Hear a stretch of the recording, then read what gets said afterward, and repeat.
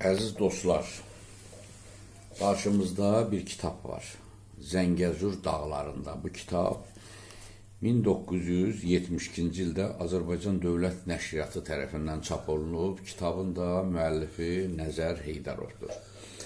Bu kitabı vərəqləyərkən o dövrdə Sovet İmperiyası dövründə yazılmış bu kitablara nəzər salanda baxırsan ki, burada bizim müəyyən qədər tariximiz təhrif olunub və əgər burada biz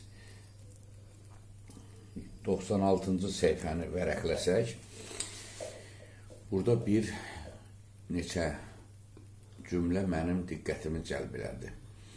Yəni, bu Rusiyada Böyük Oktyabr Sosial İnqilabı qalib gəldikdən sonra Zaqafqaziyada burja mülkədar əks-inqilabçı hakimiyyət orqanı olan Seyim yaradıldı.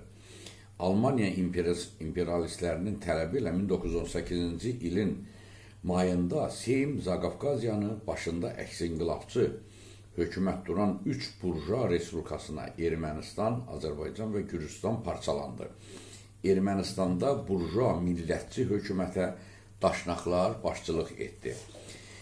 İndi burada bir cümlə məni çox mənim diqqətimi cəlb elədi. Daha doğrusu 1918-ci ilin mayında Türkiyə Brest sülh müqaviləsini pozaraq Ermənistanın xeyli hissəsini işğal etdi. Yəni, güya ki, 1918-ci ildə Türkiyə Brest sülh müqaviləsinə əsasən Ermənistanın xeyli hissəsini işğal etdi. Həmin ilin iyun ayında Türkiyə ilə daşnaqlar arasında bağlanmış müqaviləyə əsasən Ermənistanın ərazisi iki qəzaya, Yerevan və Eçməzdin qəzasına bölündü. İndi burada bir sual doğurur ki, o dövrdə 1918-ci ildə Ermənistanda demək olar ki, əhalinin 70% Azərbaycanlılar türklərdən ibarətdir. Necə ola bilər ki, Türkiyə Ermənistana hücum edib? Yəni, burada müəyyən anlaşılmamazlıq olduğuna görə mən yaxşı olar ki, bu kitabla bağlı bizim tədqiqatçı Faiq Abdullayev 10 ildən artıq arxivlərdə 1918-23-cü illərin o tarixin açıb öz kitabında göstərərək bu məsələyə bir balaca aydınlıq gətirsin. Faiq müəllim, siz bununla bağlı nə deyə bilərsiniz? Yəni, o dövrdə o tariximiz düzgün yazılıbmı? Yəni, ola bilər ki, bəlkə keçmiş Sovetlər Birliyinin tərkibində bəzi Azərbaycanın o qələm sahibləri ya vəzifəyə görə, ya qorxublar. Nədən olubdur ki, bizim bu tariximiz düzgün yazılmıyor? Əvvəla bizim həmin dövrdə yazılan tariximiz birmənalı olaraq tərif olunur. Da bunu hamı, bütün ağlı başı işləyən, uşaqdan böyük hamı bilir ki, həmin dövr bizim tariximiz İmperiya KGB-sinin diktəsi ilə yazılır. SSR KGB-sinin diktəsi ilə. Yəni, onların mənafeyinə uyğun yazılır.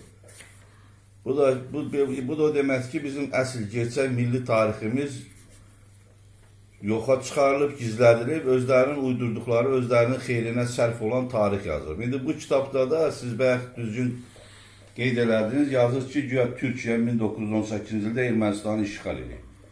Əvvəla o adama sual verirlər ki, Ermənistanın ərazisi olub ümumiyyətlə, Cənubi Qafqazda, Ermənistanın ərazisi olub. Onlar bizim hamısı doğma ata-baba torpaqlarımızdır.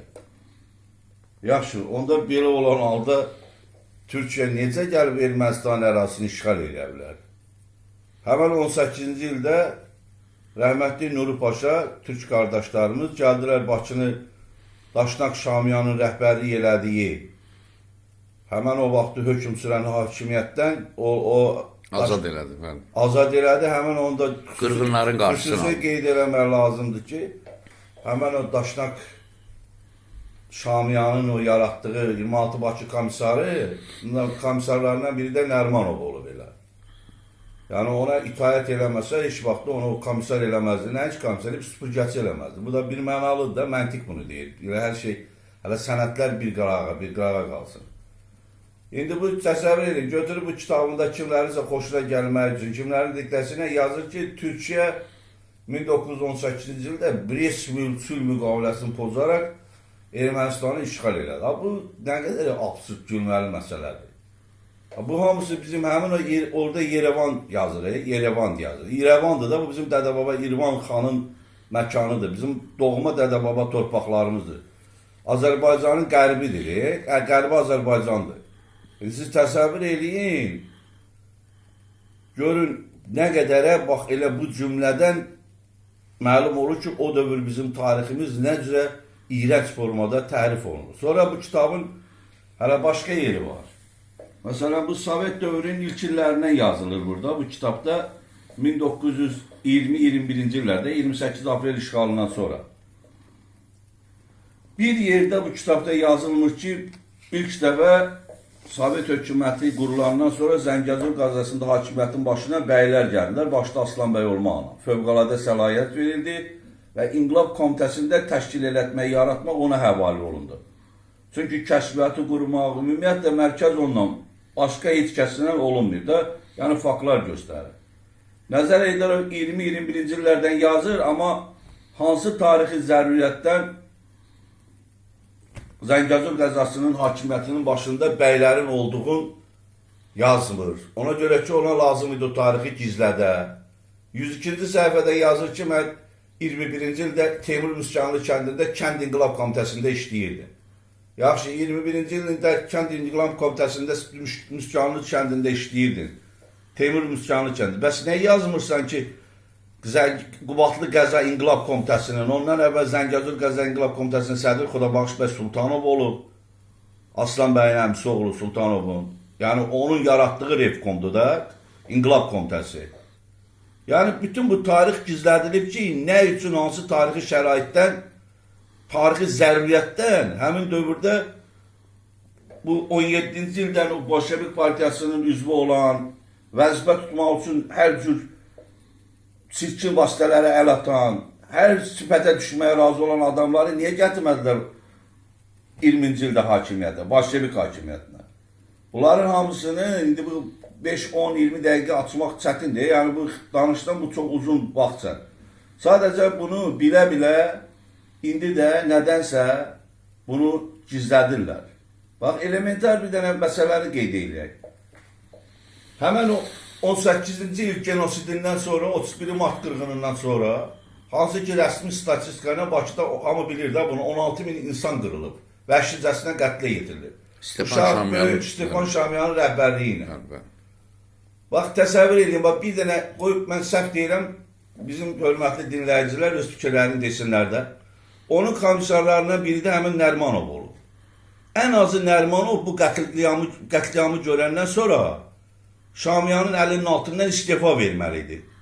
Ən azı o qatilə qarşı etirazın bildirməlidir ki, əlim mənim xalqımın qanına batır. Bir gündə 16 min körpə, qoca vəhşicəsinə qətlə yetirilib. Nəinki bu istifa verdi? Əksinə bək-bək yapışdı Şamyanın ətəyinlə. Sonra da bəyanat verir ki, mən yoldaşlardan xahiş elədim ki, bu qırğını əyalətlərə, provinsiyalara keçirməyin. Qubuya, Şamaxıya. Yax, beləcə bizim tariximizin gerçək mənzərəsi hələ bu indi müstəqillik dövrümüzdə də tam açılmır. Açıq nəyə görə açılmır? Deyirlər ki, onların nəvələri cürbəcür vəzifələr tutur, cürbəcür idarələrdədir, bunlara pislik eləyə bilərlər görünməz yollarına. Yoxsa nəyə görə ki, dövlət arxivimiz açılıb, tarixçi alimlərimiz, tədqiqatçılarımız üçün yaşıl işıq yanıb, sadəcə gedib orada zəhmət çəkib, elmi tədqiqatlar aparmaq lazımdır. O sənətləri tapmaq, gerçək tariximizin mənzərəsini ortalığa qoymaq ki, bax, bizim milli tariximiz, gerçək tariximiz budur, əsl həqiqət budur. İndiyə qədər tərif olunub, yalan olunub. Sadəcə hələ bir düz söz deyəni də tökürlər cürbəcür yerlərdən təzyiq eləməyə, görünməz yollarla, başlayırlar bunun əleyhinə cürbəcür təbliğatlar aparmağa, ki, nəyinə lazım idi, bunun oğlu filan yerdə işləyir, nəyinə lazım idi, bunun nəvəsi filan yerdə. Yəni, imkan vermirlər ki, bu tariximiz tam açılsın, ortalığa qoyulsun. Bax, indi bir dənə də söz demək istəyirəm, bax, bu kitabla bağlı. Məsələn, indi arxiv sənədləri götürüb, bu kitabla müqayisə eləyəndə, axı, həqiqət deyirlər, müqayisəli təhlildə özə çıxır. Baxırsan ki, tamamilə, nəinki bu tarix tərif olunur. Tamamilə yalandan bir tarix uydurulur. Həqiqət qalıb bir tərəfdə, bizim milli gerçək tariximiz qalıb da bu kiminsə əmri ilə, diktəsi ilə tamamilə tarix həqiqətlərin üstü bastırılıb, uydurma bir cibrit tarix yaradılır. Bax, bu da bizim belə bir, necə deyərlər, bir həyatımızın ən çirkin belə bir mənzərəsidir ki, bu gün də hələ cəmaat bilmir kimə inanır. Bax, balıblar ki, bu deyənə inanır, yoxsa o deyənə inanır. Fuad müəllim, bu uzun müddət tarixin üstünə Yaqub Mahmudov rəhbərlik eləyib. Onun dövründə də bir kitab çıxmışdı ki, onunla bağlı siz də öz fikirlərinizi bildirmişsiniz. Bax, onunla bağlı nə deyə bilərsiniz? Bu həmən kitab doğrudan da yəni ki, bu Qubatlı qədim Azərbaycan torpağı Zəngəzurun qapısı. İndi çox adam inciyir adamlardan ki, lazım deyildi belə. Bu götürüb təzədən, təkrarən. Özündən başqa da 16 dənə tarixin üstün əməkdaşı orada müəlliflik eləyir. Bir kitabın 17 müəllifi olar. 500 səhifəli kitabı. Təsəvvür edin, təhsil tarixi 17-ci ili. Hansı ki, bütün əlimizdə olan arxiv sənədləri tam təsdiq edir ki, həmin ili Rus Tatar məktəbin, ilk qızlar məktəbin yaradan Həsən bəy Sultanovdur da. Qubatlıda. Rusça yazır, Qız Sultanov, Qasan Sultanov. İlk belə 17 nəfər ki, o Yelizavetpol quberniyasına o vaxtı məlumat verirlər ki, 17 qız qutarıb adları ilə, hamısı ilə. Bütün sənədlər təsdiq edir ki, o məktəbin müdürü, ümumiyyətlə ilk qızlar məktəbinin banisi, orada dünyavi təhsilinin banisi Həsən bəy Sultanov olub. Götürüb bunu tərif eləyib, gedib bir hardansa Həsən bəy Xancanbəyov tapıblar. Güya ki, bu məktəbin o dövrlər, tutarım 100 il bundan qabaq, Həsən bəy məktəbi deyilməyi bir Xancanbəyov Həsən olub onun adı ilə bağlı.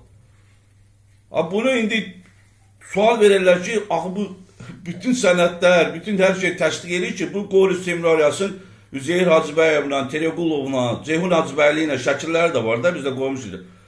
Ən yüksək əla qiymətlərlə qutaran Həsən bəy Sultanovun yaratdığı məktəbdir. Hansı ki, Orhan Süleyman Rəhimov da qutarıb, kitabında onun haqqında yazıb, Əli Vəliyev də o dövrün kitabında yazıb ki, Həsən bəyin məktəbi elə bir məktəbidir ki, oranı qutaranlar hamısı yüksək qabaqçıl insanlar olurdu. Süleyman Rəhimov o məktəbdə şagird olan dövrlərin Həsən bəyin necə bir fenomen, tarixi şəxsiyyət o.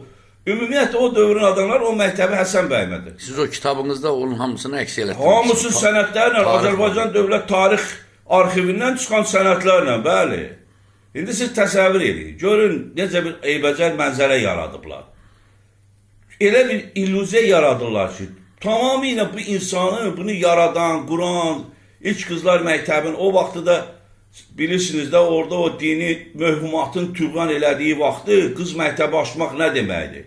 İndi Allah rəhmət eləsin Zeynalabdin Tağıyev Bakı internasional beynəlmiləl şəhər olub. Orada biraz bunu həzm elətdirmək nisbətən asan edir. Amma Zəngəzur kimi bir dağlıq yerdə qızın oxumağına bir tərbiyəsizlik kimi baxırlar, bir qeyrətçilik kimi ki, qız oxuyar. Onu Həsən bəy Axundu gətirir, dinin məntiqi ilə ki, bax, Peyğəmbərimiz necə buyurur ki, namaz qılmaq vacibdir.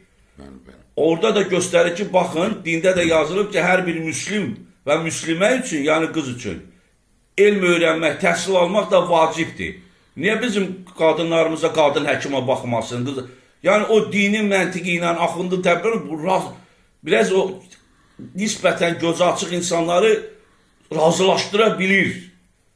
Ki, qızlar məktəbə gəlsin, hətta orada arxiv sənədində bir gülməli yer var, qoy onu da deyim, dinləyicilərimiz eşitir.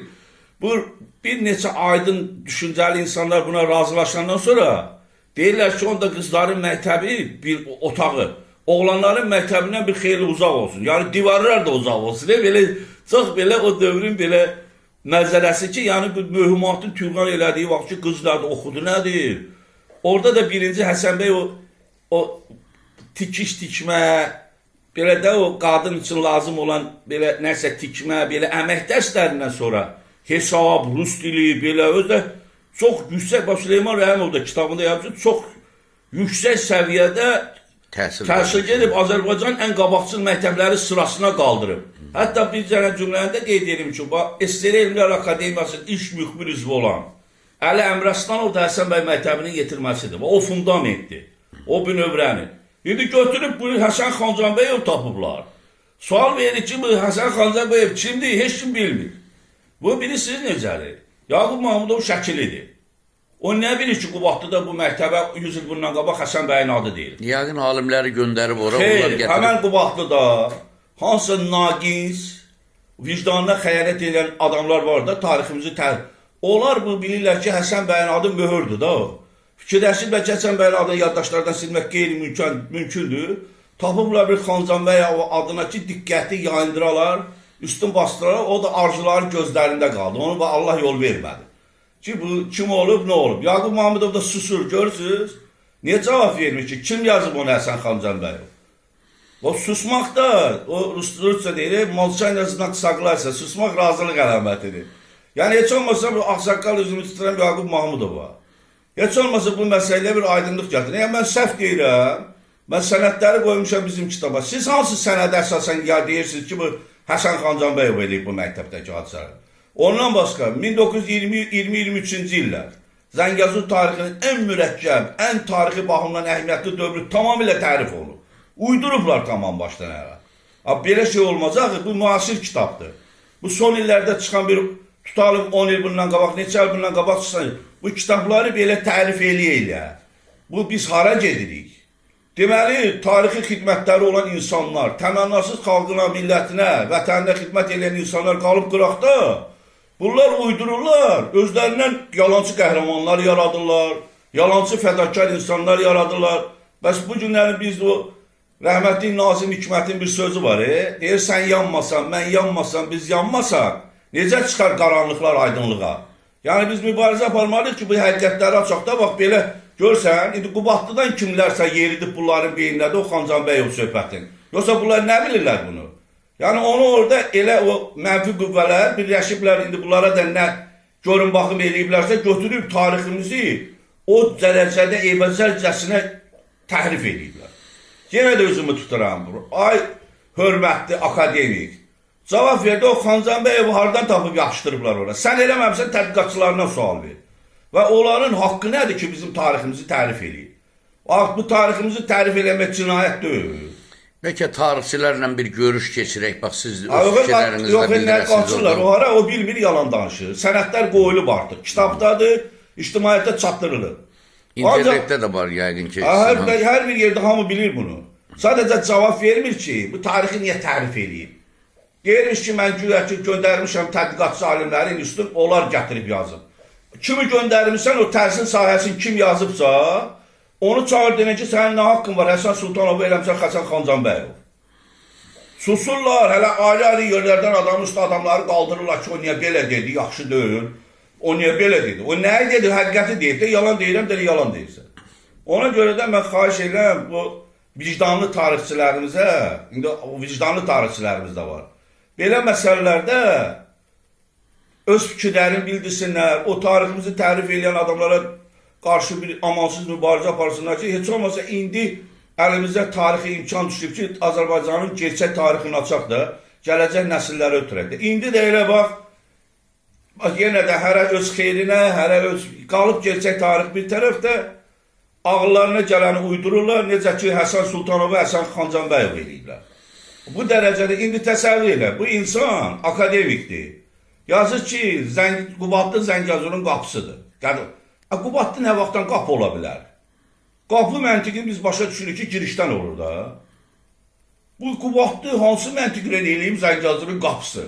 Yaxşı, bunu da bilmirsən, Yaqub Mahmudov. Bir xərtiyə baxmırsan ki, Qubadlı qapıdır yoxsa haradır? Bax, bu dünya görüşü ilə, düşüncə ilə, tariximizin başında duran akademik, bu dünya görüşü ilə bax, tariximizi bu kökə qoyurlar da. Hərə öz marağına görə tarix yazır. Azərbaycan tarixi qalıb qıraqda. Özünə, qohumlarının marağına uyğun, bəlkə də şəxsi maraqlarına uyğun tarix yazırlar. Yəni ki, hələ bunlar indi vaxt məhdudiyyətinə görə adam danışa bilmir. Danışılasa o qədər temalar var. Zəngəzur tarixi tamamilə o dövrü tərif olunur. Çox sağ ol Faiq müəllim, o dövrə sən bir nəzər salmısan, işıqlandırmısan. Yəqin ki, sizin kitablarınızı oxuyub, tarixçi alimlər də onunla bağlı bir fikir mübadiləsi eləyib də gerçək tariximizi bütün dünyaya bəyan eləyəcəyik. Mən də onu arzulayıram, ən azı o gənc tarixçilərimizdən ki, onlarda hiss edirsən ki, onlarda biraz da belə o cəsarət hissi, vətənpərvərlik hissi daha üstündür. Mən də onlardan bir xahiş edirəm ki, bu sənədləri qoysunlar ortalığa, sənədlər üzərində geçsin bütün təhlillər. Kimisə nənəm öləndə belə dedi, atam öləndə belə dedi, nağıllar yaratmışsın. Yəni arxив sənədləri əsasında. Arxив sənədləri, tarixi sənəd, çünki tarix barədə sənədlər danışmalıdır. Daha doğrusu tarixçilərimiz sənədləri danışdırmalıdır, təhlil edib millətimizə, xalqımıza çatdırmalıdır. Çox sağ ol, təşəkkür edirəm. Mən də təşəkkür edirəm.